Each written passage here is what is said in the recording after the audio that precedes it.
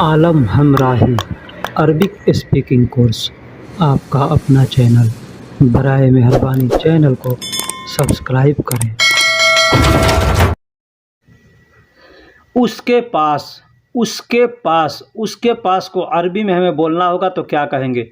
इंदहू, इंदहू यानी उसके पास। इंद का मतलब पास होता है और हु, जब हु को उसमें इस्तेमाल कर देंगे तो इंदहू होगा। तो इंदहू का मतलब उसके पास, इंदहू मतलब उसके पास। हम इशारा से कहते हैं ना कि उसके पास, या नाम लेकर कहते हैं उसके पास, तो ठीक, तो उसको अरबी में हम इंदहू, इंदहू का मतलब उसके पास होता है। इंदहू का मतलब उसके पास।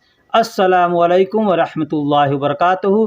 कैफ हालकुम सदीक, दोस्त कैसे हाल हैं आपके, क्या हाल चाल है? ये मैंने कहा अस्सलामु अलैकुम यानी सलामती हो आप पर, रहमतुल्लाहि व बरकातहू रहमत हो अल्लाह की और बरकत हो, हमने ऐसा कहा।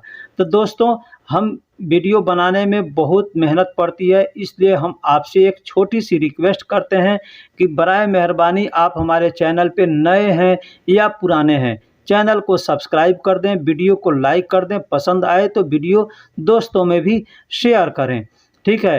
एक वीडियो बनाने में बहुत मेहनत पड़ती है। हम हर तरह के, हर टॉपिक पे, हर अल्फाज को हम इस्तेमाल करके वीडियो बनाते हैं ताकि आपको ज़्यादा से ज़्यादा सीखने को मिले, ज़्यादा से ज़्यादा फ़ायदा हो, ठीक है।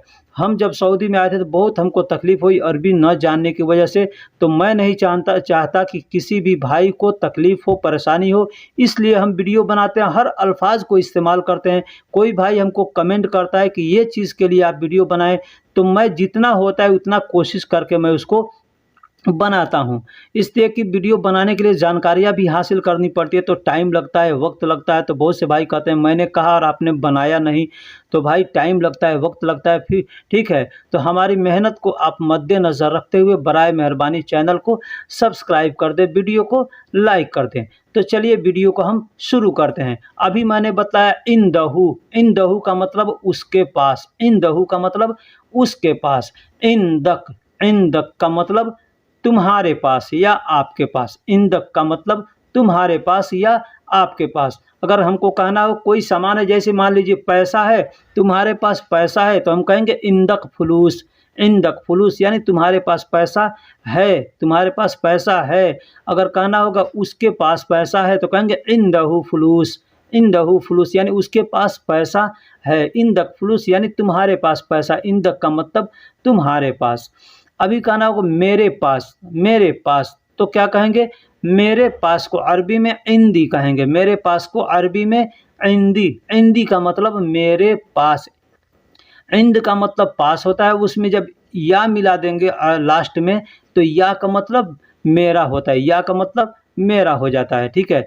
तो इंदी यानी मेरे पास, किसी भी अल्फाज में के लास्ट में आप या मिला देंगे तो वो मेरा हो जाएगा, ठीक है।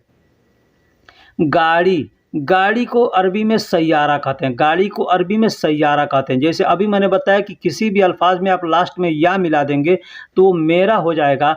तो सैयारा, सैयारती अगर कह देंगे, सैयारती, लास्ट में हम अगर ती मिला देंगे यानी ई मिला देंगे तो हो जाएगा मेरी गाड़ी, मेरी गाड़ी यानी सैयारा का मतलब गाड़ी, और या मिला दिया लास्ट में सैयारी या सैयारती, तो सैयारती का मतलब मेरी गाड़ी। अब बड़ा है, बड़ा को अरबी में कबीर कहते हैं या कबीरा कहते हैं, कबीरा भी लोग कहते हैं या कबीर भी कहते हैं। तो कबीरा या कबीर कोई भी कहे आदमी, तो आदमी तो उसका मतलब होता है बड़ा, बड़ा। अब कोई काम बड़ा है तो कहता है कबीरा सुगुल, सैयारा सुगुल, सैयारा कबीर, इस तरह से आदमी कहता है बेत कबीर, या तरीक कबीर यानी रास्ता बड़ा है तो आदमी कहता है बड़ा रास्ता यानी तरीक कबीर। इस तरह से कबीर का मतलब बड़ा होता है।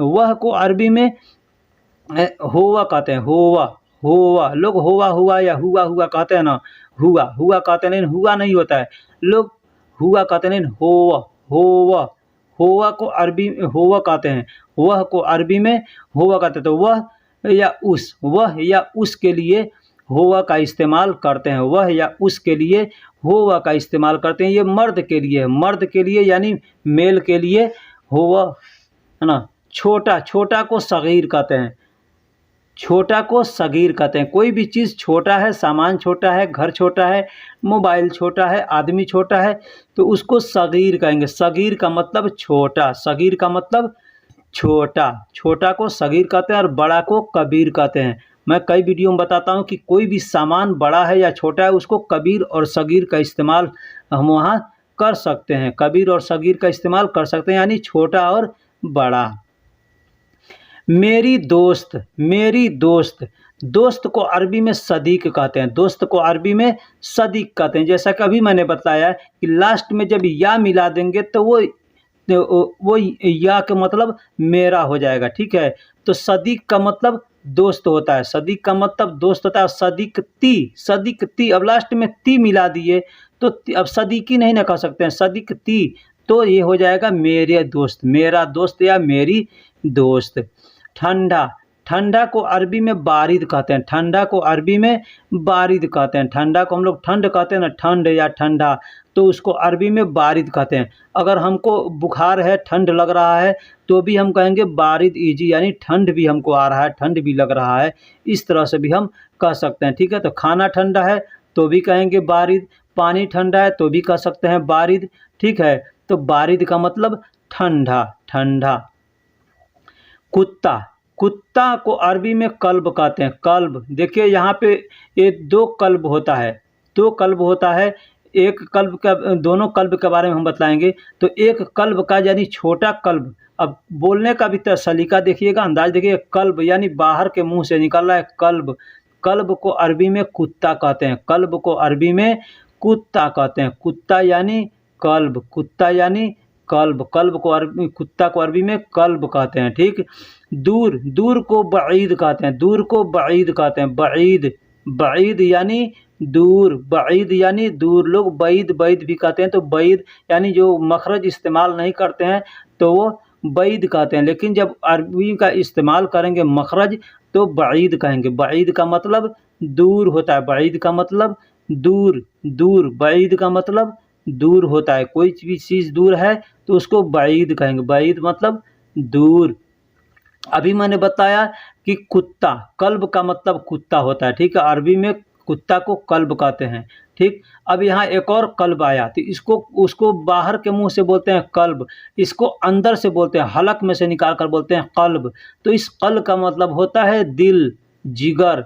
दिल और जिगर को अरबी में कल्ब कहते हैं। दिल जिगर एक ही चीज़ है, तो दिल भी कहते हैं या जिगर भी कहते हैं, तो उसको अरबी में कल्ब कहते हैं। कल्ब या गल्ब, गल्ब भी लोग कहते हैं या कल्ब भी कहते हैं, ठीक है। वह, अभी मैंने बताया कि होवा, होवा का मतलब वह होता है या उस होता है, तो वो मर्द के लिए इस्तेमाल करते हैं होवा। और यहाँ हेया, हेया यानी औरत के लिए इस्तेमाल कर सकते हैं। औरत के लिए हेया यानी वह औरत कहना होगा तो कहेंगे हिया हुरमा। हिया हुरमा, हुरमा का मतलब औरत होता है और हिया का मतलब औरत, हिया का मतलब वह, तो वह औरत यानी हिया हुरमा कह सकते हैं। हिया हुरमा यानी औरत, औरत के लिए हिया का इस्तेमाल करेंगे, ठीक। ये या इस, यह या इसको अरबी में हादा कहते हैं। हादा, हादा या हादा, हादा या हादा। दूसरा अल्फाज है दालिका, दालिका या जालिका, दालिका या जालिका को वो भी का मतलब ये होता है यह या इस, यह या इस, दालिका या जालिका। और हाजा का मतलब ये होता है यह या इस, तो लोग हादा भी बोलते हैं या हाजा भी बोलते हैं, ठीक। लोग दालिका भी बोलते हैं या जालिका भी बोलते हैं, तो ज़्यादा लोग दालिका या हादा का इस्तेमाल करते हैं यह या इसके लिए। दुकान, दुकान को अरबी में महल कहते हैं। दुकान को अरबी में महल कहते हैं। कोई भी चीज़ का दुकान हो, किसी भी तरह का दुकान हो, किसी भी किस्म का दुकान हो, आप उसको महल कह सकते हैं। चाहे दवा का दुकान हो, होटल खाने का दुकान हो या किराने का दुकान हो, कोई भी दुकान हो उसको आप महल कह सकते हैं। महल, महल का मतलब दुकान। हम लोग इंडिया बांग्लादेश में कहते हैं बड़ी बड़ी बिल्डिंगें होती है उसको महल कहते हैं, ठीक है। तो वो महल नहीं, यहाँ पे महल का मतलब दुकान होता है। दुकान को अरबी में महल कहते हैं। अस्पताल को अरबी में मुस्तशफ़ा कहते हैं। अस्पताल को अरबी में मुस्तशफ़ा कहते हैं। हॉस्पिटल को अरबी में मुस्तशफ़ा कहते हैं। मुस्तशफ़ा यानी हॉस्पिटल, हॉस्पिटल को अरबी में मुस्तशफ़ा कहते हैं। अब छोटा हॉस्पिटल हो या बड़ा हॉस्पिटल हो, अगर आप हॉस्पिटल का नाम जानते हैं तो हॉस्पिटल का नाम लेकर के बोल सकते हैं मुस्तशफ़ा, यानी ये हॉस्पिटल या हॉस्पिटल, जैसे हॉस्पिटल का भी नाम होता है ना, तो अस्पताल को अरबी में मुस्तशफ़ा कहते हैं। मुस्तशफ़ा यानी हॉस्पिटल। इलाका, इलाका हम लोग कहते हैं ना, इलाका क्षेत्र या एरिया, हम लोग हिंदी में उर्दू में कहते हैं इलाका या क्षेत्र कहते हैं, एरिया कहते हैं, तो उसको अरबी में मंतका कहते हैं। मंतका यानी इलाका या क्षेत्र, हम लोग जो भी कहें उसको मंतका कहते हैं। मंतका मतलब इलाका, मंतका मतलब इलाका। अब इसी से एक मिलता जुलता अल्फाज है अल्लाका। अल्लाका मतलब हैंगर, अल्लाका यानी हैंगर, जिसमें कपड़ा टांगते हैं उसको अल्लाका कहते हैं। तो ठीक है। दवाखाना, दवाखाना को अरबी में सदीलिया कहते हैं। सदीलिया यानी मेडिकल स्टोर या फार्मेसी, आप जो भी कहें, मेडिकल स्टोर कहें या फार्मेसी कहें या दवाखाना कहें अपनी लैंग्वेज में, लेकिन अरबी में उसको सदीलिया कहते हैं। सदीलिया, सदीलिया यानी दवाखाना। इसका एक और अरबिक अल्फाज है जो हमको मालूम नहीं है अभी, या मालूम है लेकिन याद नहीं आ रहा, ठीक है, फिर किसी वीडियो में बताऊंगा, है ना। तो कितना, कितना हमको कहता है कितना, कितना को अरबी में कम कहते हैं। कम, कम मतलब कितना, कम मतलब कितना। हम लोग कम कहते हैं थोड़ा को, लेकिन यहाँ अरबी में कितना को अरबी में कम कहते हैं। अब जैसे एग्जाम्पल के तौर पे आप दुकान पे जा रहे हैं, कोई सामान खरीदना है, तो वो दुकानदार आपसे कहेगा कम मतलब कितना चाहिए, कम यानी कितना चाहिए। या आप भी पूछ सकते हैं कम मतलब यह कितने का है, कम यानी कितने का है। कम किलो यानी कितना किलो, कम रियाल यानी कितना रियाल, इस तरह से आदमी कहता है, ठीक है। दवा को अरबी में दवा कहते हैं। दवा को अरबी में दवा कहते हैं। कोई भी दवा हो, मेडिसिन हो, उसको हम लोग अरबी में उर्दू हिंदी में दवा कहते हैं, लेकिन अरबी में भी दवा कहते हैं। अरबी में भी दवा कहते हैं। कोई भी दवा हो उसको दवा कहते हैं। लिखावट में अल दवा आता है, अल दवा, लेकिन लोग बोलने के लिए दवा बोलते हैं। आप किसी भी अरबी से दवा बोलेंगे तो वो समझ जाएगा कि दवा कह रहा है, दवा, ठीक है। दवा का मतलब मेडिसिन, दवा होता है। बहुत ज़्यादा को अरबी में वाजिद कहते हैं। बहुत ज़्यादा को अरबी में वाजिद कहते हैं। वाजिद यानी बहुत ज़्यादा, बहुत ज़्यादा। देखिए ज़्यादा के लिए एक और अरबिक अल्फाज है जिसको है ना, जिद्दन, जिद्दन, ठीक है। जिद्दन का मतलब भी ज़्यादा होता है। जिद्दन का मतलब भी ज़्यादा होता है। कत्तीर का मतलब भी ज़्यादा होता है। कत्तीर का मतलब भी ज़्यादा होता है। तो ज़्यादा के लिए कत्तीर या जिद्दन का इस्तेमाल करते हैं, बहुत ज़्यादा के लिए वाजिद का इस्तेमाल करते हैं। दरूरी, दरूरी को अरबी में वाजिब कहते हैं। देखिए एक यहाँ पे कॉमन चीज़ है, दरूरी भी अरबिक अल्फाज है, या ज़रूरी कहें या दरूरी कहें, ठीक, और वाजिब भी अरबिक अल्फाज है। ये दोनों हम लोग हिंदी और उर्दू में इस्तेमाल करते हैं, ठीक है। वाजिब भी कहते हैं और ज़रूरी भी कहते हैं। तो ये दोनों अरबिक अल्फाज है, इसको हमने दोनों यहाँ पे दे दिया है ताकि आप ज़रूरी है तो ज़रूरी भी कह सकते हैं या वाजिब भी कह सकते हैं। दूसरा एक और अल्फाज है लाजिम, लाजिम भी कह सकते हैं, लाजिम भी कह सकते हैं। लाजिम का मतलब भी वाजिब होता है, ज़रूरी होता है। डॉक्टर को अरबी में तबीब कहते हैं। डॉक्टर को अरबी में तबीब कहते हैं। हम लोग हिंदी में वैद्य भी कहते हैं, या इंग्लिश में उर्दू में डॉक्टर भी कहते हैं, इंग्लिश में डॉक्टर कहते हैं, या हिंदी में वैद्य कहते हैं। लेकिन अरबी में या उर्दू में, अरबी और उर्दू दोनों ये अल्फाज है, उसको तबीब कहते हैं। तबीब, उर्दू में भी तबीब कहते हैं और अरबी में भी तबीब कहते हैं। तबीब का मतलब डॉक्टर होता है, ठीक।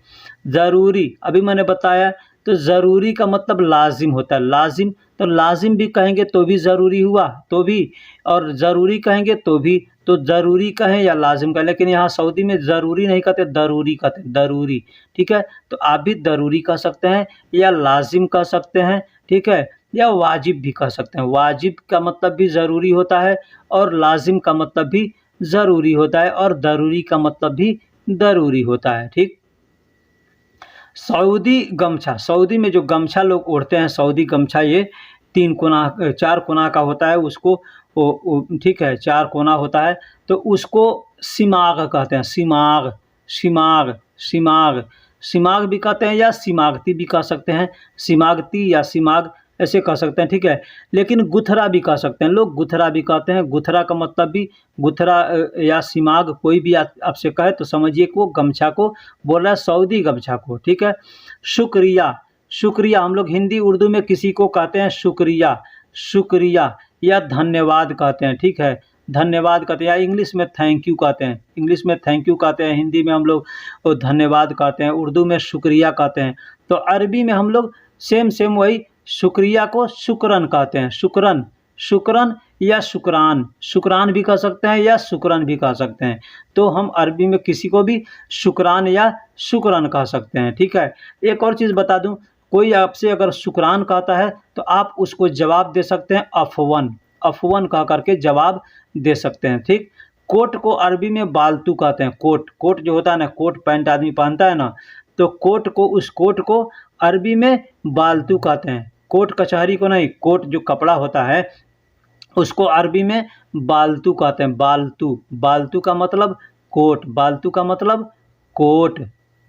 रंगीन, रंगीन जुब्बा होता है जो यहाँ पे तूब कहते हैं, ठीक है। हम लोग इंडिया के में या बांग्लादेश पाकिस्तान में जुब्बा कहते हैं, ठीक है, जुब्बा, तो उसको यहाँ पे तूब कहते हैं, तूब, तूब, तूब, ठीक है। तो अगर कलर तूब है तो उसको आप मलून तूब कहते हैं, मलून, लोन का मतलब रंग होता है, लोन का मतलब कलर होता है, तो मलून यानी कलर तूब, कलर तूब, मलून तूब यानी कलर तूब, मलून तूब यानी कलर तूब, ठीक है। टावल को अरबी में मुनशफ़ा कहते हैं, मुनशफ़ा, टावल को अरबी में मुनशफ़ा कहते हैं। अब देखिए ये जो टिश्यू पेपर होता है ना, वो भी टावल की तरह होता है, उसे भी क्या किया जाता है, हाथ को साफ़ किया जाता है, मुंह को साफ़ किया जाता है, मुंह पोंछा जाता है, तो उसको भी मुनशफ़ा कहते हैं। शफ़ा का मतलब साफ़ करना होता है, और मुनशफ़ा यानी साफ़ करने वाली चीज़ है वो, तो इसलिए उसको मुनशफ़ा कहते हैं, मुनशफ़ा। तो टावल हो या दस्ती हो या गमछा हो, वहाँ से उसको भी मुनशफ़ा आप कह सकते हैं, ठीक है। मिलिट्री टोपी है उसको तकिया कहते हैं, तकिया, तकिया यानी टोपी, तकिया यानी टोपी, कोई भी तकिया है उसको टोपी कह सकते हैं, किसी भी तरह का तकिया है, तकिया कहते हैं टोपी, तकिया, तकिया मतलब टोपी, टोपी को हम नमाज़ पढ़ने जाते हैं उसको भी तकिया कहते हैं। जो हैट होता है, हैट बोलते हैं हम लोग, या मिलिट्री जो लोग पहनते हैं टोपी, उसको मिलिट्री उसको तकिया अस्करिया कहते हैं, उसको तकिया अस्करिया कहते हैं। हम लोग नमाज़ पढ़ने जाते हैं उसको सिर्फ तकिया कहते हैं, ठीक।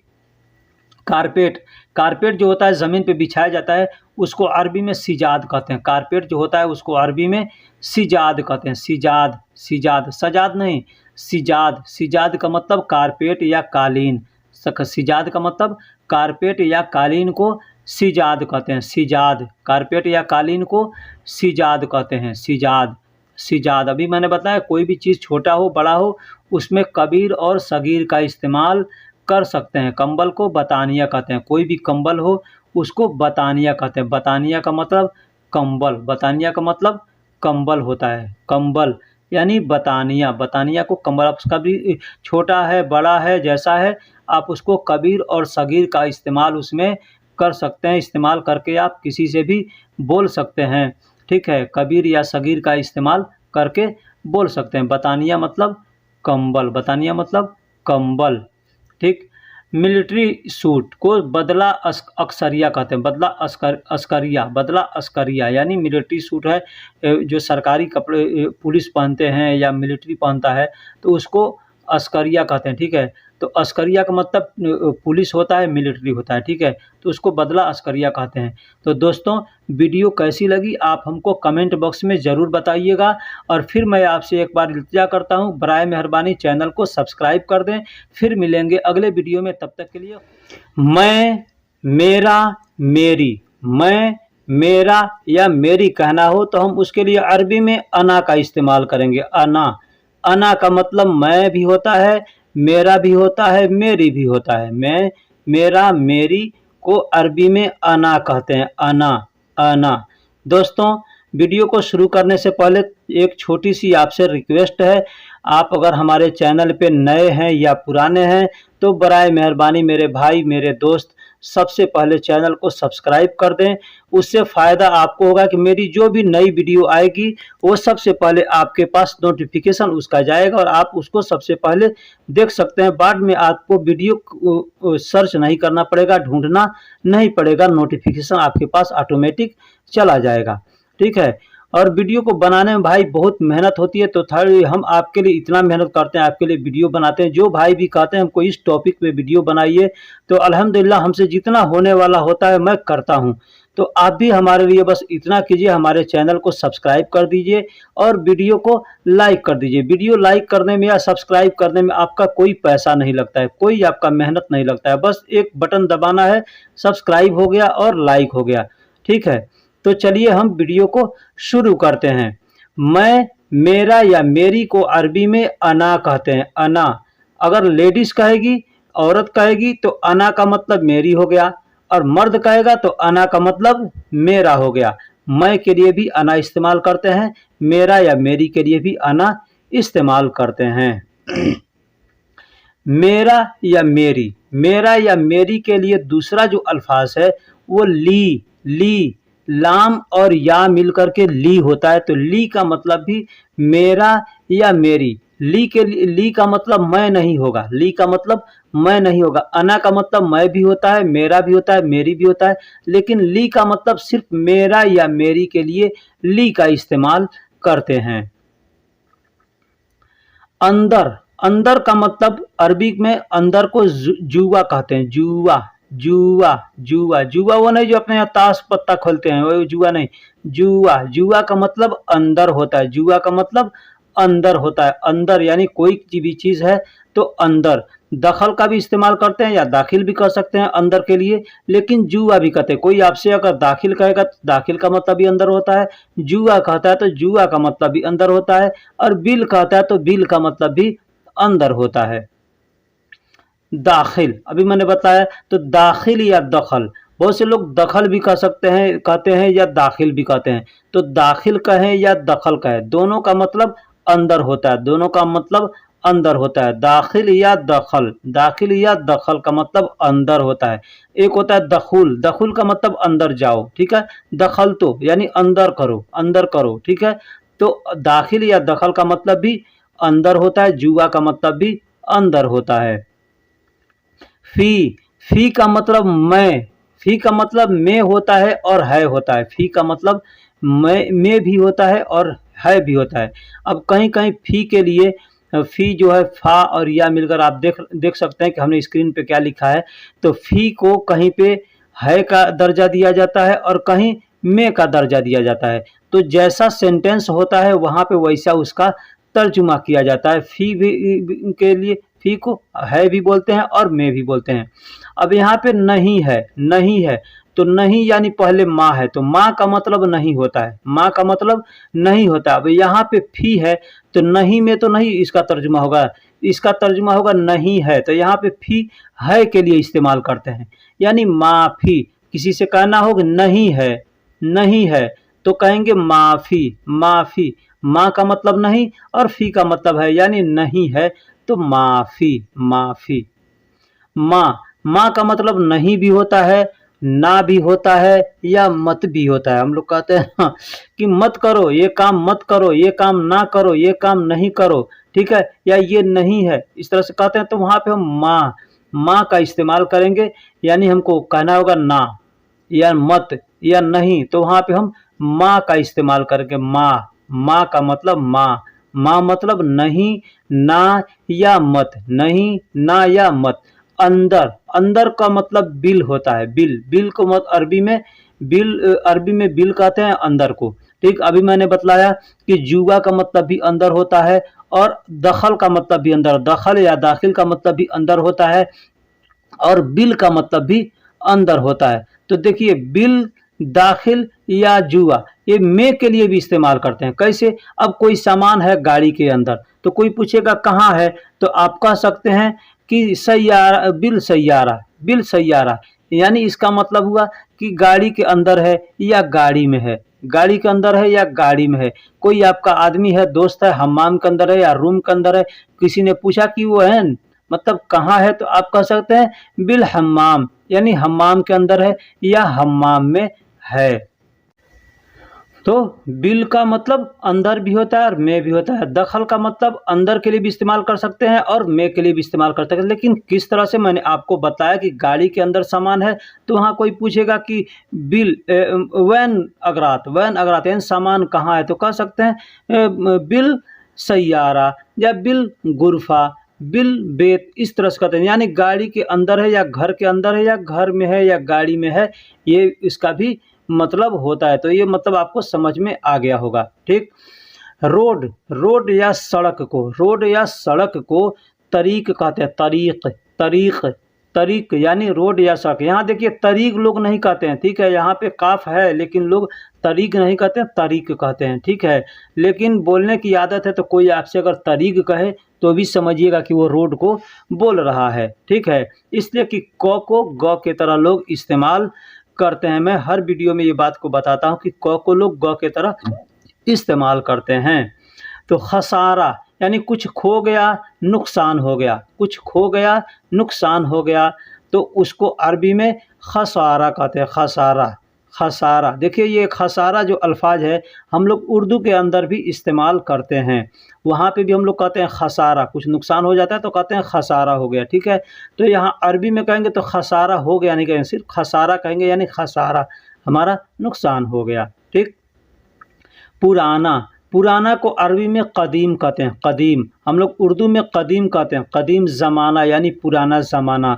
तो वही अरबी में लोग कदीम बोलते हैं, कदीम को गदीम बोलते हैं, कदीम को गदीम बोलते हैं। हम लोग उर्दू में कदीम का इस्तेमाल करते हैं और अरबी में गदीम का इस्तेमाल करते हैं। गदीम कहते हैं यानी पुराना, कदीम आप कदीम भी कह सकते हैं या गदीम भी कह सकते हैं। मैंने अभी बताया, पहले भी बता चुका हूँ कि मैं कदीम ज़्यादा मैं कदीम बोलता हूँ, लेकिन अगर कोई आदमी नहीं समझता है तो वहाँ पे गदीम बोल देता हूँ, ठीक है, ताकि वो समझ जाएगा। लेकिन बहुत से लोग आते हैं नहीं समझते हैं, भाई मैं कदीम कहता हूँ या क़िद्दाम कहता हूँ, ठीक है, तो लोग समझते हैं। वक़्फ़ कहता हूँ तो लोग समझ जाते हैं कि ये क्या कह रहे हैं, ठीक है।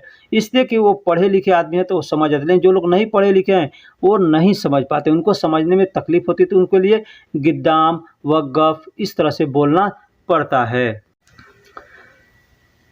नया, नया को जदीद कहते हैं, नया को जदीद कहते हैं। कोई भी सामान है तो अब हिंदी में उर्दू में नया कहें या नई कहें, नया कहें या नई कहें, उसको अरबी में जदीद कहते हैं। अभी मैंने बताया पुराना को कदीम कहते हैं या गदीम कहते हैं, ठीक। पुराना को गदीम कहते हैं या कदीम कहते हैं, लेकिन नया को जदीद कहते हैं। आदमी पुराना है तो कहेंगे गदीम नफ़र यानी पुराना आदमी है। आदमी नया है तो जदीद नफ़र यानी आदमी नया है, ठीक, इस तरह से कह सकते हैं। मुमकिन हम लोग हिंदी में या उर्दू में इस्तेमाल करते हैं, मुमकिन कहते हैं, मुमकिन, नामुमकिन कहते हैं ना।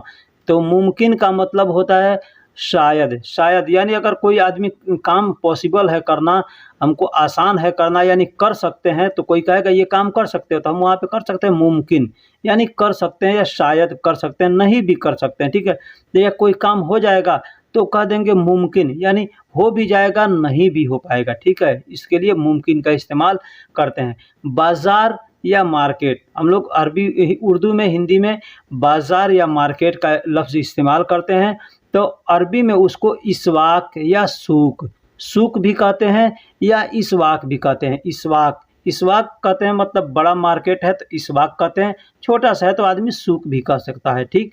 सूक कह देते हैं, छोटा मार्केट है तो उसको सूक लोग कह सकते हैं, लेकिन बड़ा मार्केट है उसको इसवाक कहते हैं। पैर, पैर को अरबी में कदम कहते हैं, कदम, कदम लोग गदम भी कहते हैं, तो गदम या कदम, गदम भी कह सकते हैं या कदम भी कह सकते हैं, गदम भी कह सकते हैं या कदम भी कह सकते हैं। पैर को, पैर को जो आदमी का लेग होता है उसको कदम भी कह सकते हैं या गदम। तो पैर क्या होता है, ये नीचे का जो पंजा हमारा है उसको हम लोग कदम कहते हैं, पैर कहते हैं, तो वो उसको पैर कहते हैं, तो उसको अरबी में कदम कहते हैं या गदम कहते हैं, कदम या गदम कहते हैं। हाथ को अरबी में यद कहते हैं, हाथ को अरबी में यद कहते हैं, यद, यद का मतलब हाथ, जो हमारा हाथ है, पंजा है, पंजा, उसको यद, हाथ को यद कहते हैं, ठीक है। यद या ऐसे लिखने में यदुन भी आता है, यदुन भी लोग कहते हैं और यद भी कहते हैं। तो यदुन अगर आदमी कहे तो भी समझिए कि हाथ को बोल रहा है, यद, यद कहे तो भी, जैसे आदमी हाथ से काम करता है तो कहता है ना कि ये हाथ से हमने काम किया, तो वो यद होता है, ठीक। खो गया, कुछ खो गया, अभी मैंने बताया कि खो गया, नुकसान हो गया, उसके लिए खसारा का इस्तेमाल करते हैं, तो खसारा भी कहते हैं और जा भी कहते हैं। जा का मतलब खो गया, जा का मतलब खो गया, आदमी कोई खो गया या कुछ सामान खो गया तो कहेंगे जा या दा भी कह सकते हैं, दा, लोग दा भी कहते हैं या जा भी कह सकते हैं। हमने दोनों लफ्ज़ इस्तेमाल किया, लिखा है हिंदी में दा लिखा है, उर्दू में जा लिखा है।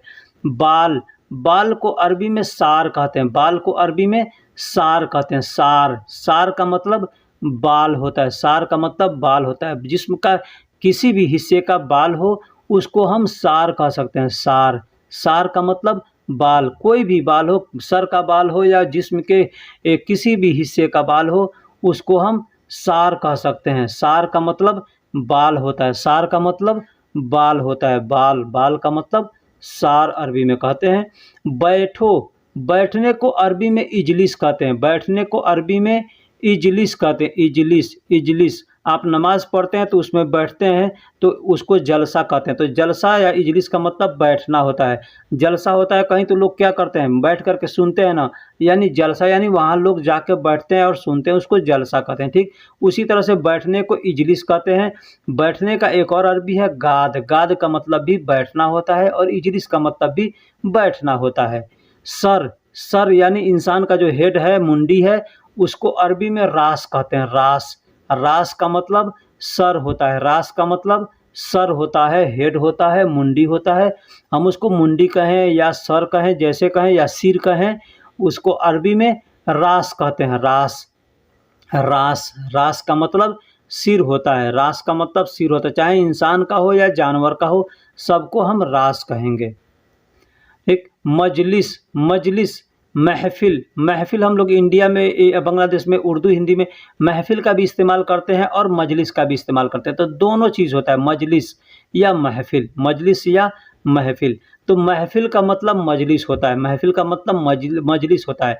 अरबी के अरब कंट्री के अंदर एक एक जगह बना होता है, उसको मजलिस बोलते हैं। लोग जाते हैं, 20 आदमी 25 आदमी बैठते हैं, बैठ कर के वहाँ पे बातें करते हैं, तो उसको भी मजलिस बोलते हैं। तो उसको भी मजलिस बोलते हैं। ठीक। धोना, धोना, किसी भी चीज़ को धोना है, हाथ धोना है, घर धोना है, कपड़ा धोना है, गाड़ी धोना है, कुछ भी धोना है, उसको गसील कहेंगे। गसील, गसील का मतलब धोना होता है। गसील का मतलब धोना होता है। हाथ धोना है तो कहेंगे यद गसील, कपड़ा धोना है तो मलाबिस गसील, गाड़ी धोना है तो सैयारा गसील, घर धोना है तो बैत गसील। इस तरह से आप कह सकते हैं, जो चीज़ धोना हो उसका नाम लेकर के बोल दें गसील, यानी ये चीज़ धोना है। साथ, साथ को अरबी में माआ कहते हैं। साथ को अरबी में माआ, माआ। जैसे कपड़ा खरीद रहे हैं, कपड़ा के साथ में आपने बनियान खरीदा तो कहेंगे कि इसके साथ में माआ, माआ, उसको माआ कहेंगे। या हम 2 आदमी जा रहे हैं कहीं, तो हमारे साथ कोई जा रहा है तो हम कहेंगे इंत माआ, यानी तुम साथ। इंत माआ यमसी, यानी तुम साथ चलो। इस तरह से भी कह सकते हैं। माआ, माआ का मतलब साथ होता है। एक और अरबी का अल्फाज है सवा। सवा का मतलब भी साथ होता है। सवा का मतलब भी साथ होता है और माआ का मतलब भी साथ होता है। वॉशिंग मशीन को गसाला कहते हैं। वॉशिंग मशीन को गसाला कहते हैं। गसाला यानी जिससे कपड़ा वॉशिंग किया जाता है, कपड़ा धोया जाता है, उसको गसाला कहते हैं। तो गसाला, गसाला, गसाला यानी कपड़ा, गसाला यानी कपड़ा धोने को गसाला, धोने वाले मशीन को गसाला कहते हैं। वॉशिंग मशीन जिसको हम लोग कहते हैं उसको गसाला, अरबी में गसाला कहते हैं। ठीक। साथ, साथ यानी सवा, सवा। अभी मैंने बताया कि माआ का मतलब भी साथ होता है और सवा का मतलब भी साथ होता है। अगर हमको 2 बार कहना है साथ, साथ, तो कहेंगे सवा, सवा, सवा, सवा। 2 बार कहना होगा अगर साथ, साथ, तो कहेंगे सवा, सवा, यानी साथ, साथ, सवा, सवा, यानी साथ, साथ, माआ, माआ, यानी साथ, साथ। इस तरह से हम कह सकते हैं। सिला कपड़ा, सिला हुआ कपड़ा कोई भी है उसको मलाबिस कहते हैं। मलाबिस या मलाबेस, लोग मलाबेस भी कहते हैं या मलाबिस भी कहते हैं, तो आप मलाबिस कहेंगे। मलाबिस कहेंगे तो लोग, सब लोग समझते हैं। ठीक है। तो सिला हुआ कपड़ा है उसको मलाबिस कहते हैं। कोई भी कपड़ा हो, पैंट हो, शर्ट हो, जुब्बा हो या कुछ भी हो, उसको मलाबिस कहते हैं। मलाबिस यानी सिला हुआ कपड़ा को मलाबिस कहते हैं। किसी भी का भी हो, लेडीज़ का हो, जेंट्स का हो, सिला हुआ है तो उसको मलाबिस कहेंगे। अलग, अलग को अरबी में लहाल कहते हैं। अलग को अरबी में लहाल कहते हैं। अगर लहाल, लहाल यानी 2 बार कहेंगे तो अलग अलग हो जाएगा। अलग अलग यानी लहाल, लहाल। जैसे 2 आदमी हैं, अलग अलग हैं, तो कहेंगे लहाल, लहाल, यानी अलग अलग। अलग अलग रहते हैं तो कहेंगे लहाल, लहाल सकन। लहाल, लहाल सकन, यानी अलग अलग रहते हैं, अलग अलग रहना। ठीक है। इस तरह से हम कह सकते हैं लहाल, लहाल यानी अलग अलग। ठीक। चाकू, चाकू को अरबी में सिक्कीन कहते हैं। चाकू को अरबी में सिक्कीन कहते हैं। सिक्कीन, सिक्कीन मतलब चाकू, सिक्कीन यानी चाकू। चाकू को एक और अरबिक अल्फाज है जो लिखा नहीं हूँ लेकिन बतला दे रहा हूँ। चाकू को अरबी में मसरत भी कहते हैं। मसरत, मसरत, मसरत यानी चाकू, मसरत यानी चाकू। तो सिक्कीन कहें या मसरत कहें, दोनों भी चीज़ हम कह सकते हैं। चाकू के लिए दोनों अल्फाज इस्तेमाल कर सकते हैं। गोश्त, गोश्त को अरबी में लहम कहते हैं। गोश्त को अरबी में लहम कहते हैं। चाहे किसी भी जानवर का हो उसको लहम कहेंगे। आपको नाम मालूम है जानवर का, जैसे ऊँट है, बकरी है, गाय है, भैंस है, मुर्गी है, तो जैसे मालूम है आप उसका नाम ले कर के बोल सकते हैं कि ये चीज़ का लहम, ठीक है। जैसे मुर्गी है तो मुर्गी को दजाज कहते हैं, दजाज। तो मुर्गी का गोश्त है तो उसको दजाज लहम कह सकते हैं, दजाज लहम कह सकते हैं। बकरा है तो बकरा लहम कह सकते हैं, ठीक है। एयर कंडीशन, एयर कंडीशन को अरबी में मुकैफ कहते हैं। एयर कंडीशन यानी एसी को अरबी में मुकैफ कहते हैं। मुकैफ, मुकैफ। अब मुकैफ जो है छोटा है, बड़ा है, तो कबीर और सगीर का इस्तेमाल कर सकते हैं। दोस्तों किसी भी चीज़ में कोई भी सामान है उसमें हम अगर छोटा और बड़ा है तो उसको हम कबीर और सगीर कह सकते हैं, ठीक। कबीर और सगीर कह सकते हैं। तो एयर कंडीशन को अरबी में मुकैफ कहते हैं। एयर कंडीशन को अरबी में मुकैफ कहते हैं। और पंखा को अरबी में मरवाह कहते हैं। पंखा को अरबी में मरवाह कहते हैं।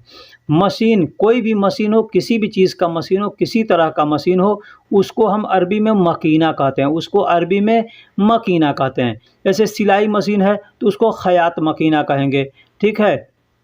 तो जो भी मशीन है उसको हम मकीना कह सकते हैं, बशर्ते कि उस मशीन का अगर नाम हमको मालूम है तो नाम लेकर के हम बोलेंगे कि ये फलां मशीन है, फलां मकीना है। जैसे मैंने बताया खयात मकीना यानी सिलाई करने का मशीन, ठीक। नमाज को अरबी में सलाह कहते हैं। सलाह या सल्ली कहते हैं। लोग सल्ली भी कहते हैं या सल्ला भी कहते हैं या सलाह भी कह सकते हैं। तो आपके सामने कोई सलाह कहे, सल्ली कहे या सलात कहे तो आप समझिए कि वो नमाज के लिए बोल रहा है। तो नमाज को अरबी में सलाह बोलते हैं या सलात बोलते हैं या सल्ली बोलते हैं या सल्ला बोलते हैं। ये सब चीज़ अल्फाज आते हैं नमाज के लिए। आप कोई भी इसमें से एक बोल सकते हैं, ठीक। नमाज को सूरज, सूरज को अरबी में शम्स कहते हैं। सूरज को अरबी में शम्स कहते हैं। अब सूरज को अरबी में शम्स कहते हैं। धूप ज़्यादा तेज़ है तो भी शम्स कहेंगे। जैसे कोई आदमी आता है कहता है कि वाजिद शम्स, यानी धूप बहुत तेज़ है या सूरज बहुत तेज़ है, इसका मतलब ये। तो हम लोग हिंदी उर्दू में धूप कहते हैं कि धूप बहुत तेज़ है ना, लेकिन यहाँ पे धूप नहीं कहते हैं, यहाँ पे शम्स कहते हैं। शम्स का मतलब सूरज भी होता है और शम्स का मतलब धूप भी होता है। तो आप भी शम्स कह सकते हैं।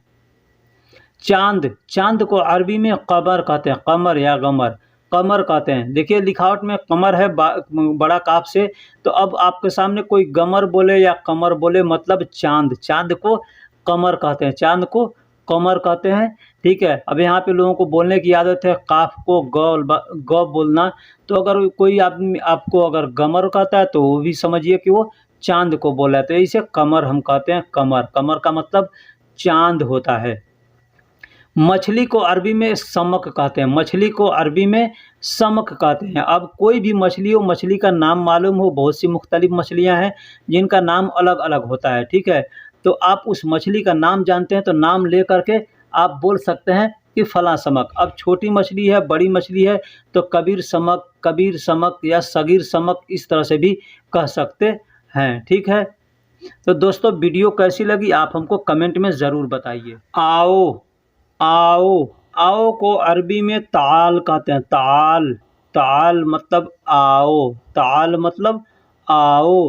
किसी को बुलाना होगा हमको तो कहेंगे ताल, ताल का मतलब आओ। किसी को भी बुलाना है तो हम कहेंगे ताल, ताल का मतलब आओ। देखिए इस पर हमने कई वीडियो बना चुके हैं। कई वीडियो में हमने इस बारे में बतलाया है कि आने को क्या कहते हैं, जाने को क्या कहते हैं, लेकिन हर रोज़ लोग नए नए आते रहते हैं, इसलिए हमको ये वीडियो भी बनाना पड़ता है। इस वीडियो में हमने खास बात यह है कि हमने अरबी और उर्दू और हिंदी दोनों का इस्तेमाल किया है, दोनों अल्फाज का हमने इस्तेमाल किया है।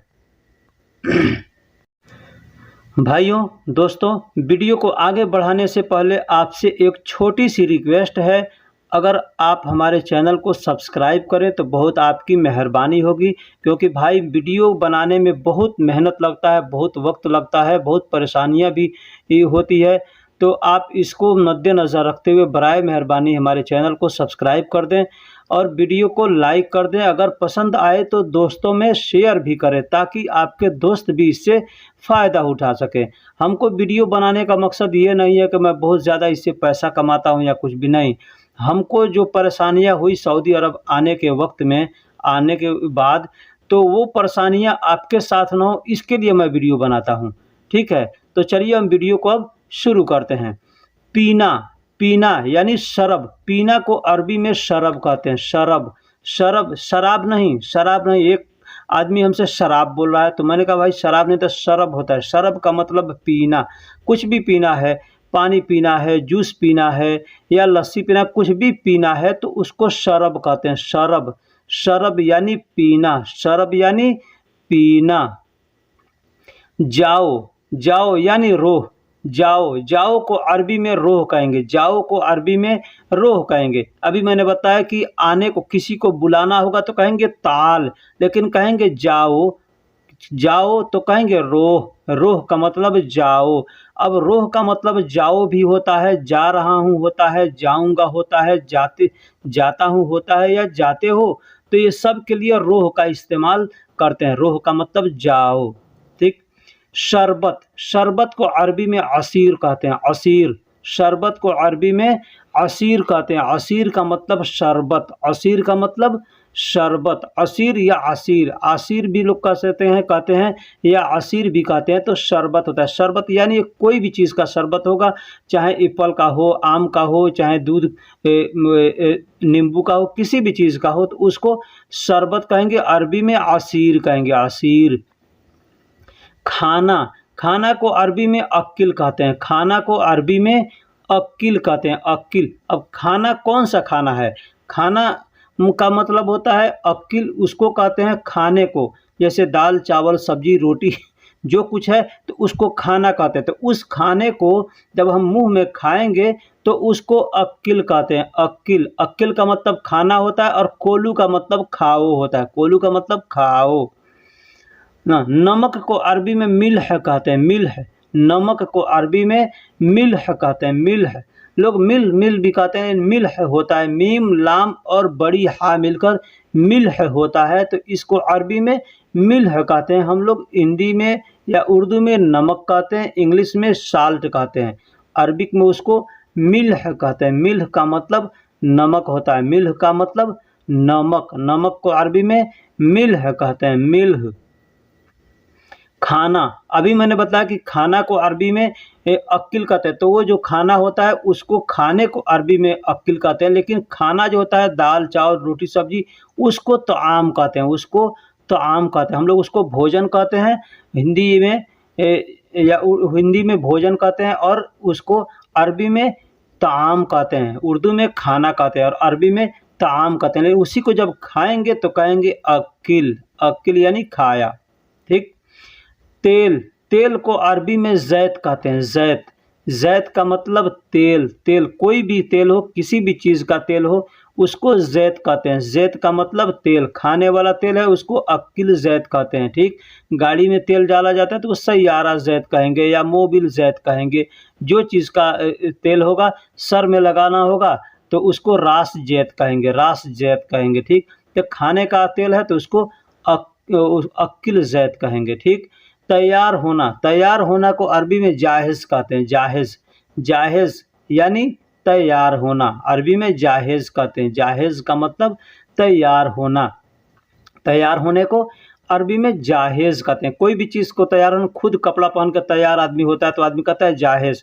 गाड़ी तैयार है यानी सैयारा जाहिज़। सामान तैयार है, अगरात जाहिज़। खाना तैयार है, तो आम जाहिज़। इस तरह से हम कह सकते हैं। पानी को अरबी में मोया कहते हैं। पानी को अरबी में मोया कहते हैं। देखिए बहुत सी जगह पे मोया कहते हैं, बहुत सी जगह पे माई कहते हैं। ठीक है।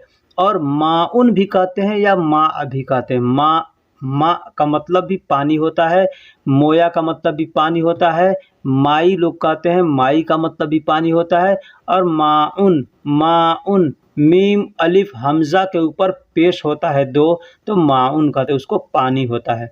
ठीक, काम को अरबी में अमल कहते हैं या शुगुल कहते हैं। अमल भी कहते हैं और शुगुल भी कहते हैं। काम, कोई भी काम हो उसको अरबी में अमल भी कहते हैं या शुगुल भी कहते हैं। शुगुल भी कह सकते हैं, अमल भी कह सकते हैं, मतलब काम। काम को अरबी में अमल कहते हैं या शुगुल कहते हैं। कोई भी काम होगा, कोई भी काम, जैसे काम हम लोग करते हैं उसको शुगुल कहते हैं। लिख रहे हैं तो वो भी एक काम है, तो कहेंगे कि मैं काम कर रहा हूँ, तो लिख। ठीक है, तो रोको या रुको, रोको या रुको को अरबी में वक़्फ़ कहते हैं। वक़्फ़, वक़्फ़। देखिए लिखावट में वक़्फ़ आता है, वाव, बड़ा काफ और फा, वक़्फ़, लेकिन लोग वक़्फ़ कहते हैं। ठीक है, तो आप भी वक़्फ़ कह सकते हैं या मखरज के साथ अगर इस्तेमाल करेंगे तो वक़्फ़ भी कह सकते हैं। वक़्फ़ का मतलब या वक़्फ़ का मतलब रुको या रोको। किसी को रोकना होगा तो भी कहेंगे वक़्फ़, या खुद रुकना होगा तो भी कहेंगे वक़्फ़। मजदूर यानी काम करने वाला, मजदूर यानी काम करने वाला को आमिल कहते हैं। आमिल, आमिल यानी काम करने वाला है। आमिल का मतलब काम करने वाला। मजदूर जो होता है, वर्कर होता है, उसको अरबी में आमिल कहते हैं। आमिल, कोई भी काम करता हो, किसी भी किस्म का काम करता हो, उसको आमिल कहेंगे। आमिल, आमिल का मतलब काम। हर आदमी आमिल है, कोई न कोई किसी तरीके का काम करते रहता है। ठीक है, इसलिए आमिल कहते हैं। खल्फ, खल्फ यानी पीठ, पीठ, पीठ इंसान का जो पीठ होता है या किसी भी चीज़ का पीठ है, उसको खल्फ कहते हैं। खल्फ, खल्फ का मतलब पीठ होता है। अब पीछे के लिए भी खल्फ का इस्तेमाल करते हैं। जैसे कोई कहता है हबीबी खल्फ सूफ, यानी पीछे देखो, पीछे देखो यानी पीठ की तरफ देखो, तो पीठ की तरफ देखो यानी पीछे देखो। तो इसलिए खल्फ को पीठ भी कहते हैं और पीछे के लिए भी इस्तेमाल करते हैं। नौकरानी, नौकरानी यानी जो लेडीज़ औरत काम करने वाली होते हैं, घरों में जो काम करती है औरत, उसको हम लोग नौकरानी कहते हैं।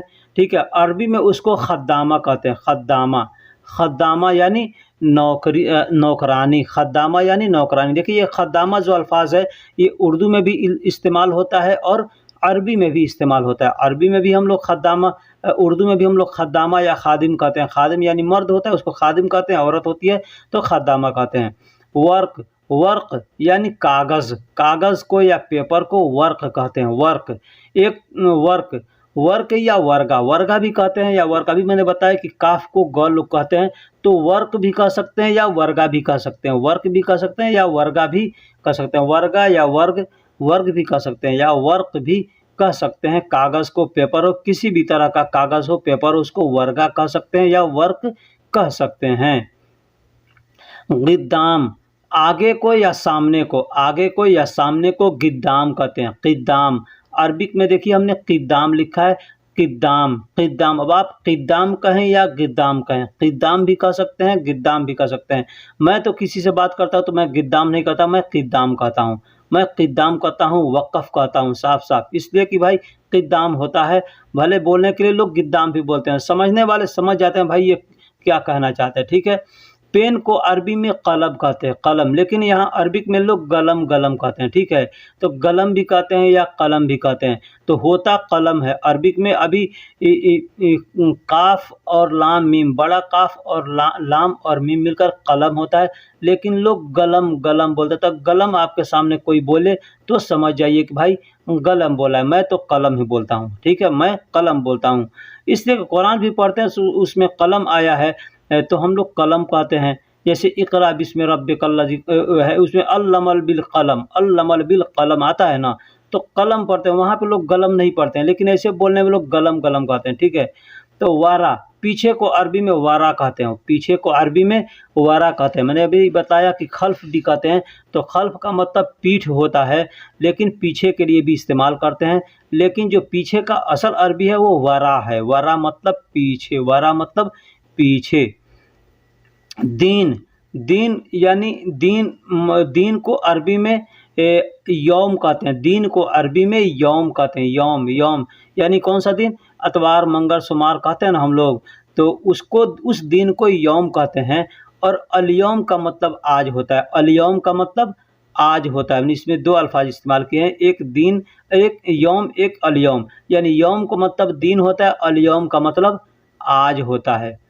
दिन या रात, अब दिन जो होता है, दिन दिन उसको हम लोग कहते हैं, तो दिन को अरबी में नहार कहते हैं। जैसे रात दिन कहते हैं ना, तो उस दिन को नहार कहते हैं और रात को लैल कहते हैं। दिन को नहार कहते हैं और रात को लैल कहते हैं। रात को लैल कहते हैं, दिन को नहार कहते हैं और रात को लैल कहते हैं। तो दोस्तों, वीडियो कैसी लगी हमको कमेंट बॉक्स में ज़रूर बताइएगा। फिर मिलेंगे अगले वीडियो में। खून, खून को अरबी में अदम कहते हैं। खून को अरबी में अदम कहते हैं। अदम, अदम भी कहते हैं या दम भी कहते हैं। अदम भी कहते हैं या दम कहते हैं। आप अरबिक का लिखावट भी देख सकते हैं अगर आप अरबिक जानते हैं तो, कि अरबिक में हमने अदम लिखा है और दम लिखा है। अलिफ है, अलिफ के ऊपर हमज़ा है। तो अदम, अदम या दम का मतलब खून होता है। अदम या दम का मतलब खून होता है, ब्लड, ब्लड। दोस्तों, मैं आपसे इस वीडियो को शुरू करने से पहले थोड़ी सी एक छोटी सी एक रिक्वेस्ट करता हूं।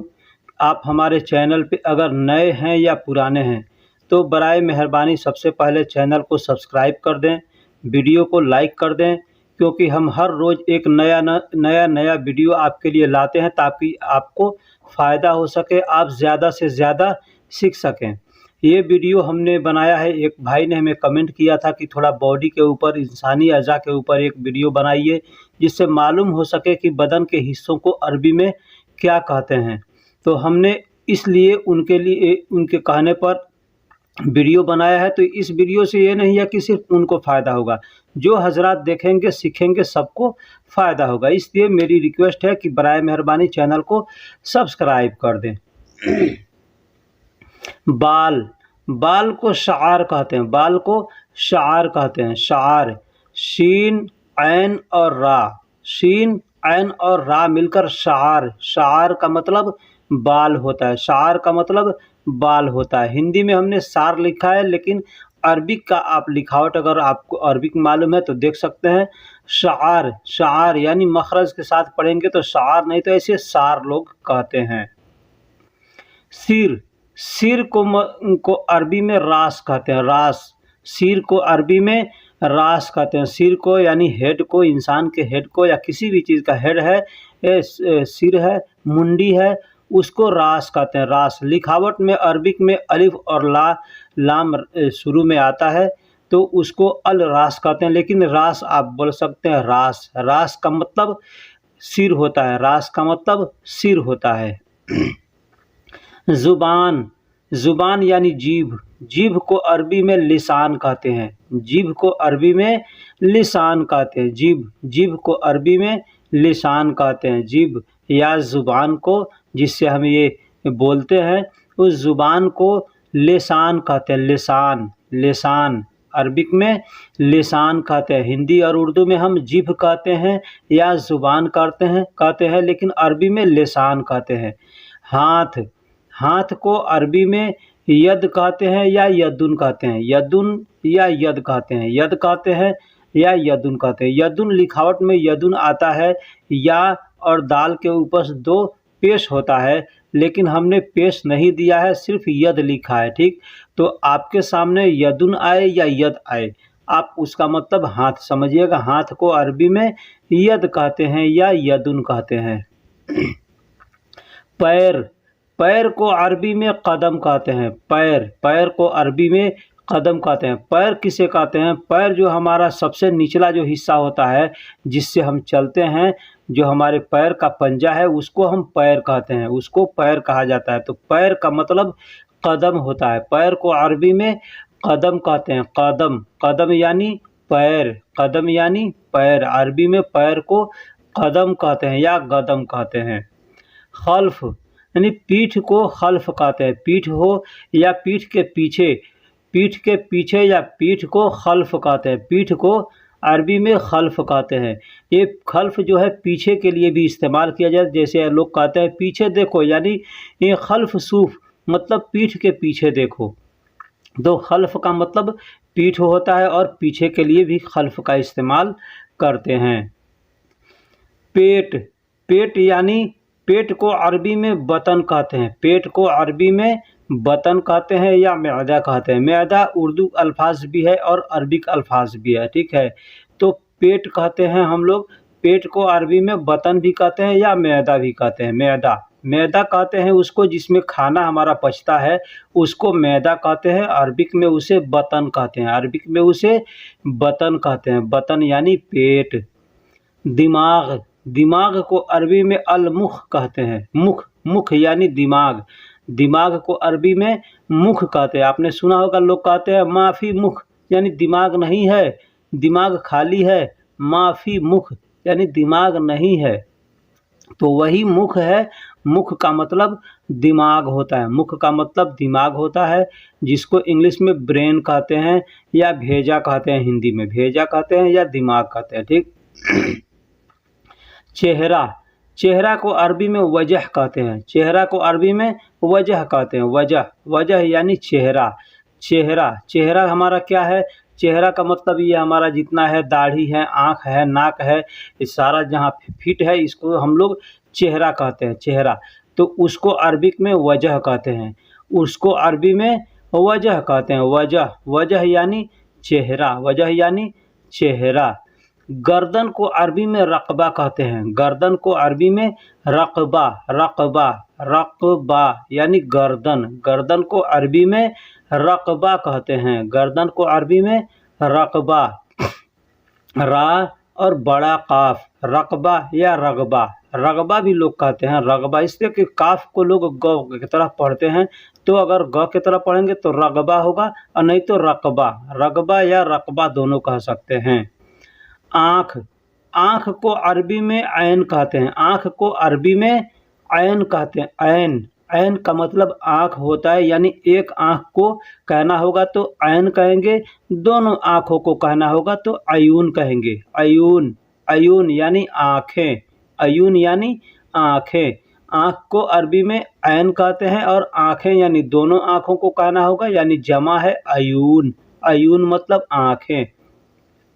नाक को अरबी में खसम कहते हैं, नाक को अरबी में खसम कहते हैं। खसम खसम यानी नाक। खसम को नाक को अरबी में खसम कहते हैं, नाक को अरबी में खसम कहते हैं, जिसको इंग्लिश में नोज कहते हैं, ठीक है। तो अरबी में उसको खसम कहते हैं। हम लोग हिंदी में उर्दू में नाक कहते हैं, नाक नाक यानी अरबिक में उसको खसम कहते हैं, खसम खसम खसम। अब इसी से मिलता जुलता एक अल्फाज है, इसको हमने यहाँ पे दे दिया, जैसे खसम। अभी मीम हटा देंगे, वहाँ बा लगा देंगे तो खसब हो जाएगा। तो खसब का मतलब लकड़ी होता है, खसब का मतलब लकड़ी होता है। ये हमको अल्फाज यहाँ देना नहीं था, लेकिन हमने ये खसब इसलिए दे दिया ताकि मिलता जुलता अल्फाज है ना, आदमी को ध्यान में आएगा तो बोलेगा अरे खसम का मतलब तो नाक बताया है, तो ये खसब का मतलब लकड़ी कहाँ से हो गया, ठीक। तो ये खसब होता है। मुँह मुँह यानी फम, मुँह यानी फम। मुँह किसको कहते हैं? जिसमें हम लोग खाना खाते हैं, तो जब दोनों होठों को खोलेंगे तो उसको क्या कहेंगे? मुँह। तो उस मुँह को अरबी में फम कहते हैं, फम फम। मुँह को अरबी में फम कहते हैं, मुँह को अरबी में फम कहते हैं, फम। हम लोग मुँह पूरे चेहरा को भी मुँह आदमी कहता है, लेकिन जो मुँह हो, दोनों होठ जब खुलेगा तो मुँह दिखता है, तो उस मुँह को फम कहते हैं। होठ होठ को अरबी में शफ़ा कहते हैं, होठ को अरबी में शफ़ा कहते हैं, शफ़ा शफ़ा। होठ को अरबी में शफ़ा कहते हैं, लेकिन यही दोनों होठ जब कहना होगा तो शफ़ायफ़ कहेंगे। दोनों होठ को, ऊपर के और नीचे को, दोनों होठ को जब कहना होगा तो शफ़ायफ़ कहेंगे। शफ़ायफ़ यानी होठ की जमा है शफ़ायफ़। एक होठ को शफ़ा कहेंगे, दोनों होठ को शफ़ायफ़ कहेंगे, शफ़ायफ़। होठ होठ को शफ़ा कहते हैं, होठ को अरबी में शफ़ा कहते हैं, शफ़ा। और होठ होठ का एक और अरबिक अल्फाज है, वो भी हम आपको बतला रहे हैं। होठ को अरबी में दूसरा जो अल्फाज है उसको बुरतुम कहते हैं, बुरतुम बुरतुम बुरतुम। बे रा और तो मीम मिलकर बुरतुम होता है। तो एक होठ को कहना होगा तो बुरतुम कहेंगे, और दोनों होठ को कहना होगा तो बुरातिम कहेंगे, दोनों होठ को बुरातिम कहेंगे। बुरातिम यानी होठ की जमा है बुरातिम। आँख, ये आँख के ऊपर का जो बाल होता है, आँख के ऊपर का जो बाल देख रहे हैं आप, उसको हम लोग अरबी में उर्दू में भौहें कहते हैं, भौहें भौहें कहते हैं, ठीक है। तो उसको अरबिक में हाजिब कहते हैं, हाजिब हाजिब हाजिब यानी भौहें, जो आँख के ऊपर की बाल है। एक तो आँख पर बाल होता है, एक आँख के ऊपर जो बाल है वो माथे के ऊपर, माथे पर, उसको भौहें कहते हैं। तो उसको अरबी में हाजिब कहते हैं, हाजिब। गाल, गाल को अरबी में खद कहते हैं, गाल को अरबी में खद कहते हैं, गाल को अरबी में खद कहते हैं, इंग्लिश में चिक कहते हैं। तो उसको गाल को अरबी में खद कहते हैं, खद खद यानी गाल। उर्दू में रुखसार कहते हैं, हिंदी में गाल कहते हैं, या हिंदी में भी गाल कहते हैं और उर्दू में भी, उर्दू एक उसका अल्फाज है जिसको रुखसार कहते हैं। तो रुखसार को अरबी में खद कहते हैं, खद। जबड़ा, जबड़ा जो आदमी का होता है, ये नीचे का हिस्सा एक होता है दाढ़ी वाला और ऊपर का हिस्सा होता है नाक वाला, जो दोनों मुंह जब खुलेगा तो अंदर जो दिखता है उसको जबड़ा कहते हैं। तो उस जबड़ा को अरबी में फिक कहते हैं, फिक या फिग, फिक या फिग, फिग भी कहते हैं या फिग भी कहते हैं। इसलिए कि फिग मतलब क को लोग ग के तरह पढ़ते हैं, तो इसलिए फिग। अगर फिग आए तो भी समझिए जबड़ा है, फिक आए तो भी समझिए कि जबड़ा, जबड़ा को बोल रहा है। कान, कान को अरबी में अदन कहते हैं या अजन कहते हैं, अदन, अदन या अजन। देखिए लिखावट में अलिफ और जा और नून है, जाल और नून, तो अजन होता है, लेकिन लोग बोलने के लिए अदन अदन बोलते हैं। जैसे हाजा होता है और हादा लोग बोलते हैं, ठीक उसी तरह से अजन है या इजन है, उसको लोग अदन अदन बोलते हैं, ठीक है, अजन या अजन। कान को दूसरा समूह भी कहते हैं, कान का दूसरा अरबिक है जिसको समूह कहते हैं, समूह, समूह। कान को अरबी में समूह भी कहते हैं, समूह, समूह, सीन मीम वाव ऐन मिलकर समूह यानी कान, समूह यानी कान। कान को अरबी में समूह कहते हैं, कान को अरबी में समूह कहते हैं, समूह। हिंदी और उर्दू में कान कहते हैं, अरबी में समूह कहते हैं। हथेली, हथेली को अरबी में कफ या गफ कहते हैं, कफ या गफ कहते हैं, कफ भी कहते हैं और गफ भी कहते हैं। हथेली, हथेली क्या होता है, हाथ का हमारा जो पंजा है उसमें उंगलियों को छोड़ देंगे तो जो बीच का जो पंजा बचेगा उसको हथेली कहते हैं। तो उस हथेली को अरबी में गफ कहते हैं, गफ या कफ, गफ या कफ। हमने उर्दू में भी लिखा है कफ, लेकिन लोग बोलने के लिए गफ या कफ दोनों बोलते हैं, ठीक। बाजू, बाजू को दरा बोलते हैं, बाजू को दरा बोलते हैं, बाजू, बाजू यानी हमारा दोनों तरफ का बाजू होता है ना, तो एक जानिब के बाजू को किसी को भी बोलना हो तो दरा बोलेंगे, दरा या ज़रा। अरबिक में हमने ज़रा लिखा है लेकिन हिंदी में दरा लिखा है, इसलिए कि ज़रा को लोग दरा बोलते हैं। तो ज़रा या दरा दोनों अल्फाज आपके सामने आए तो आप समझे कि ये बाजू को कह रहा है, दरा या ज़रा।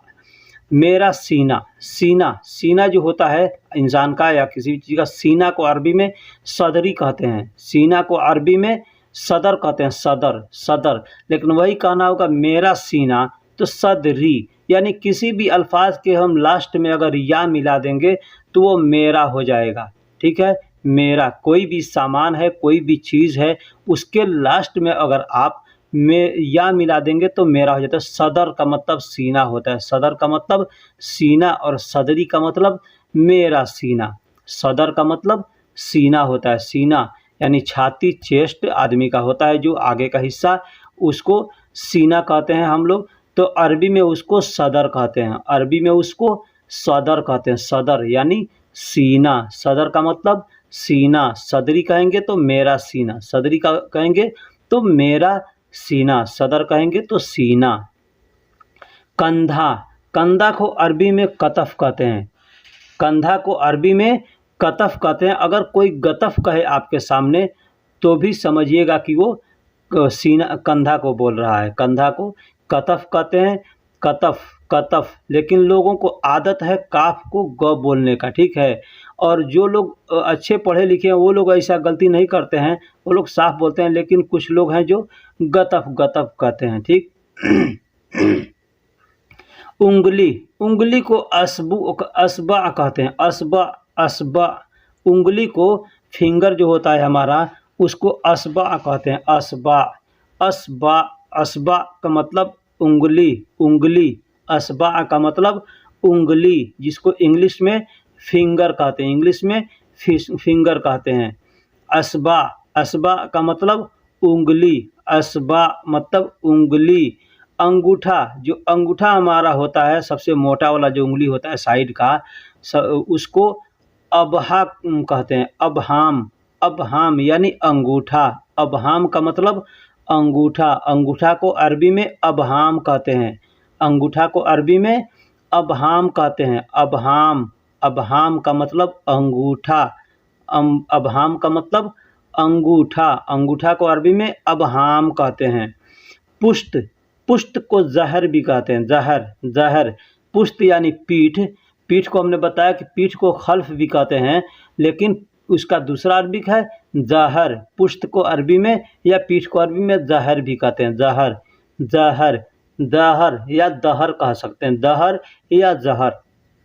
ये जोहर नहीं है, जोहर एक नमाज होता का नाम है, तो जोहर नहीं है, जहर है, जहर। या दहर कह सकते हैं, दहर कह सकते हैं यानी पीठ को, पुष्ट को। कुल्हा, कुल्हा जो आदमी का होता है ये रान के पास जो वो कमर से नीचे, तो उसको कुल्हा कहते हैं ना। तो कुल्हा को अरबी में अरदाफ कहते हैं। अरदाफ, अरदाफ यानी कुल्हा, अरदाफ यानी कुल्हा। अरदाफ, अरदाफ यानी कुल्हा, अरदाफ। अगर यही दोनों कुल्हा को कहना हुआ तो अरदाफिन कहेंगे। अरदाफिन या अरदाफ का मतलब कुल्हा होता है। कुल्हा, कुल्हा को एक और अरबिक है जिसको विर्क कहते हैं। विर्क, कुल्हा का एक और अरबिक है जिसको विर्क या विर्ग कहते हैं। विर्ग भी कह सकते हैं या विर्क भी कह सकते हैं। विर्ग या विर्क आपके सामने कोई बोले तो आप समझिए कि ये कुल्हा को बोल रहा है। कुल्हा को विर्क या विर्ग, विर्क या विर्ग, विर्क भी कह सकते हैं या विर्ग भी कह सकते हैं। जैसा मैंने बताया कि काफ को ग लोग पढ़ते हैं, ग की तरह बोलते हैं, तो विर्क या विर्ग आए तो उसका मतलब कुल्हा होता है। टांगे, टांगे यानी दोनों टांगों को सिकान कहते हैं। सिगान, सिकान, सिकान। देखिए सिकान हमने लिखा है अरबिक में, अब उसको बोलने के लिए पढ़ने के लिए लोग सिगान भी कहते हैं। सिगान, सिगान। तो आप सिगान भी कह सकते हैं या सिकान भी कह सकते हैं। सिकान, सिकान। तो सिगान कहना को तो सिकान नहीं कहेंगे, सिकान। बड़ा काफ अंदर के हलक से निकलता है तो सिकान या सिगान कह सकते हैं। टांग को अरबी में टांगे को रजूल भी कहते हैं। रजूल, रजूल का मतलब टांगे, रजूल का मतलब टांगे, टांगे यानी दोनों टांगों को रजूल कहते हैं। दोनों टांगों को रजूल कहते हैं। दोनों टांग, टांग यानी पैर समेत, जो पैर का हमारा निचला पंजा है उसको और टांग को मिला करके, घुटना से नीचे जो होता है उसको मिला करके रजूल कहते हैं। पूरा का पूरा रजूल, पैर और टांग मिलकर रजूल कहते हैं। और सिर्फ टांग, टांग यानी पैर समेत वही बताएं, रिजल भी कहते हैं। रिजल, रिजल भी कहते हैं। रजूल अभी मैंने बताया कि रजूल कहते हैं, तो रजूल भी कहते हैं या रिजल भी कहते हैं। बहुत से लोग रिजल कहते हैं या रजूल कहते हैं, ठीक। तो आप रजूल भी कह सकते हैं या रिजल भी कह सकते हैं। आपके सामने कोई रजूल कहे या रिजल कहे तो समझिए कि ये टांगों को बोल रहा है। एक और चीज़ होता है रज्जाल, रज्जाल का मतलब आदमी होता है। तो ये सुनने में कोई बोले तो उसको ध्यान दीजिए कि रज्जाल तो नहीं बोला है, रज्जाल का मतलब आदमी होता है। टांग को साक भी कहते हैं। साक या साग, साक, साक अरबिक में लिखा है तो साक बड़ा काफ है, तो जैसे मैंने बताया कि क को ग लोग बोलते हैं, तो साग अगर कोई कहे तो साग भी आप कह सकते हैं या साक भी कह सकते हैं, यानी टांग को साक। तो ये टांग कौन सा है, जो हमारे पंजे से ऊपर और घुटने से नीचे जो होता है उसको टांग कहते हैं, तो वो साक है।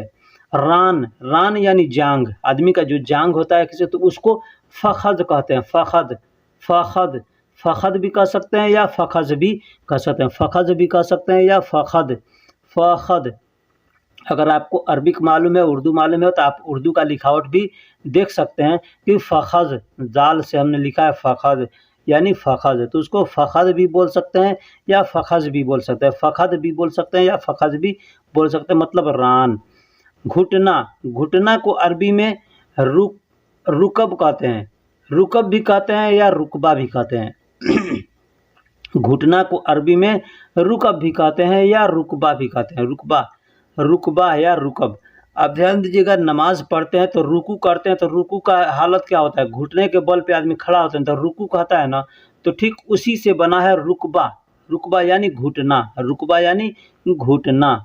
जोड़ को अरबी में जो जोड़ होते हैं, पंजे का जोड़ हुआ, घुटने का जोड़ हुआ, फिल्ली का जोड़ हुआ, उसको मुफासिल कहते हैं। मुफासिल, मुफासिल यानी जोड़, मुफासिल यानी जोड़, यानी वहाँ पे फासला होता है थोड़ा सा, तो फासला होता है इसीलिए उसको मुफासिल कहा जाता है। मुफासिल यानी जोड़। तो जो हिस्से का, बदन के हिस्सों का जो जोड़ होता है उसको मुफासिल कहते हैं। कोई भी जोड़ होगा उसको मुफासिल कहेंगे। हाथ का जोड़ है, घुटने का जोड़ है। फेफड़ा, इंसान का जो फेफड़ा होता है उसको रिआ कहते हैं। रिआ, रिआ, रा, हमजा और हा, छोटा हा मिलकर रिआ होता है। रिआ, रिआ का मतलब फेफड़ा। इंसान का जो फेफड़ा होता है उसको रिआ बोलते हैं। रिआ, रिआ का मतलब फेफड़ा, रिआ का मतलब फेफड़ा। इंसान का जो फेफड़ा है उसको रिआ बोलते हैं। रिआ, रिआ। गुर्दा, गुर्दा को किल्ली या किला, किला बोलते हैं, किला। गुर्दा को अरबी में किला बोलते हैं, किला। देखिए लिखावट में हमने दो लिखावट लिखा है, दोनों लिखावट लोग पढ़ते हैं और लिखते हैं किला, किला, किला यानी गुर्दा। गुर्दा को अरबी में किला बोलते हैं, गुर्दा को अरबी में किला बोलते हैं, किला, किला। किला नहीं, अपने यहाँ जो किला कहते हैं वो किला नहीं, ताजमहल का किला नहीं, किला ना। पित्त, पित्त जो होता है आदमी का, पित्त होता है ना, पित्त, वो पित्त या पित्ता लोग कहते हैं, पित्ता भी कहते हैं या पित्त भी कहते हैं। हम लोग इंडिया में तो पित्त ही कहते हैं। तो उसको मराह कहते हैं, अलमराह, अलमराह, अलमराह यानी पित्ता, पित्ता या पित्त। पित्त हम लोग बहुत से इंडिया में पथरी हो जाता है पित्त के अंदर, पित्त की थैली के अंदर, तो उसी पित्त को अलमराह कहते हैं। अलमराह, अलमराह यानी पित्त या पित्ता, पित्ता भी कह सकते हैं या पित्त भी कह सकते हैं, कहते हैं। तो उसको अरबी में अलमराह कहते हैं। अलमराह, अलमराह यानी पित्त, अलमराह यानी पित्त, अलमराह यानी पित्त, पित्त को अरबी में अलमराह कहते हैं। तो दोस्तों वीडियो कैसी लगी आप हमको कमेंट में ज़रूर बताइएगा।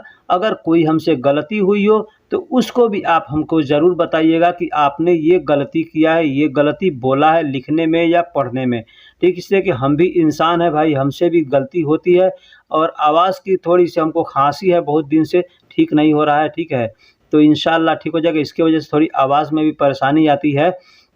और वीडियो कैसी लगी हमको बताइएगा। और आप हमारे चैनल पे नए हैं या पुराने हैं तो भाई चैनल को सब्सक्राइब कीजिएगा और वीडियो को लाइक कीजिएगा और अपने दोस्तों में भी शेयर कीजिएगा, ताकि आपके दोस्त जो हैं वो भी इससे फ़ायदा उठा सकें, ठीक है। आपके दोस्त जो हैं उससे वो भी फ़ायदा उठा सकें। अपने दोस्तों की भी मदद की जाती है, कुछ इस तरह से या कुछ उस तरह से, जैसे भी हो सके। तो फिर मिलेंगे अगले वीडियो में। आलम हमराही अरबिक स्पीकिंग कोर्स, आपका अपना चैनल। बराए मेहरबानी चैनल को सब्सक्राइब करें।